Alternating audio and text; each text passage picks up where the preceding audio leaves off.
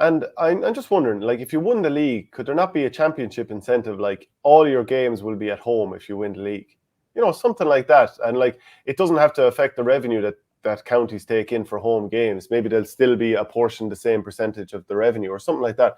But something has to happen to make teams feel like they need to put out stronger lineups.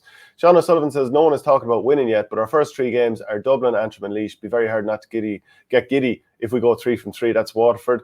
Hughie Kennedy, I think Cork will try and win the league. 1998 is too long without one.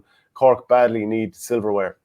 What did you make of Patrick Horgan's comments this week that he was treated unfairly during Kieran Kingston's final year as Cork boss? I mean, anyone who isn't starting feels they're being given the short end of the stick, really, don't they? They probably do. But actually, and like, this is another thing where it's not Patrick Horgan, not as if Patrick Horgan brought this up voluntarily. He was obviously asked about it, but he didn't like pull any punches. I'll just go through the comments here really quickly. So he just offered a remarkable summary of their 2022 season, claiming it was kind of a failure before it kind of even happened. I thought for a lot last year that there was a lot of, I suppose, treatment going on that I thought wasn't fair. That doesn't mean to say anybody else didn't think it was fair. I suppose anybody who doesn't play have been treated unfairly. But yeah, I was one of them, and I thought it was been treated unfairly.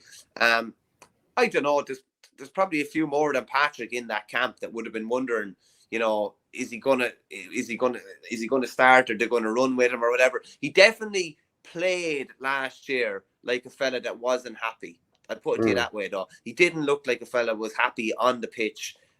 He wasn't kind of his usual self. That's obviously probably one of the reasons why he didn't hang up his hurl at this time as well. Everyone wants to finish on at least a good year, or and probably wants to finish on the field as well. But I just say it's an interesting one. Obviously, Kieran Kingston, previous manager, Shane Kingston, his son, involved with the current animal.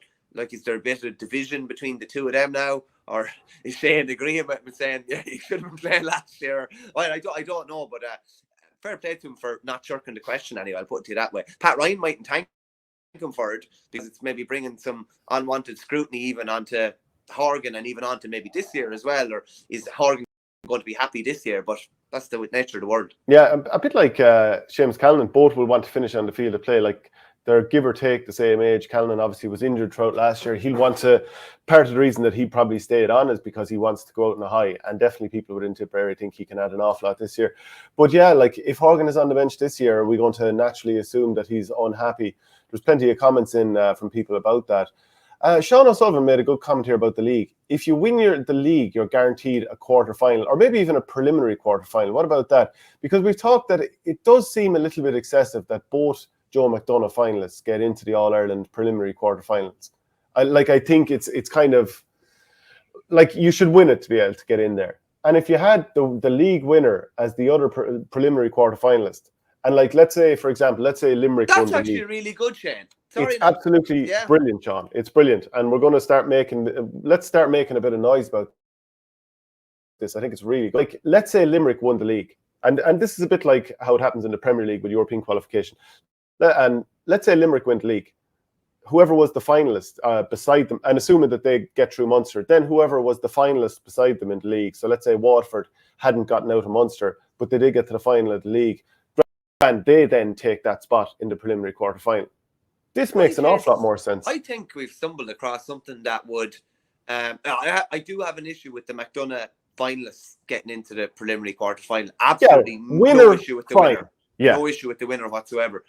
A great incentive to make the league really competitive again. Jesus, yeah. Especially for Munster teams, I would say. But yeah, that I really like that, I have to say. And it's not as if there's waiting around time or anything like that. They're all going to be playing the round stages. Their season will only be finished 2 or 3 weeks before going into preliminary. And wouldn't it be great if in the back of your head you know you have a preliminary quarter-final? There's no incentive to tank in the provincial championships or anything like that, really, knowing that you have a preliminary quarter-final, is there? Say that again, I was tuned out. No, there's no incentive to tank throughout the premierships, just because you know that you have a preliminary quarter-final like that, though, is there? I still think you'll play hard. Yeah, it's nice to know you have it, and maybe if you have injuries, you'll kind of ease up in a certain game or whatever. But I still think it nearly ensures that you're going to have a better quality preliminary quarter-final. You know, because it's too often they've been kind of heavy defeats for those teams going through. I mean, there was never any doubt that Cork weren't going to beat Kerry last year, for example. And Kerry put up a good showing.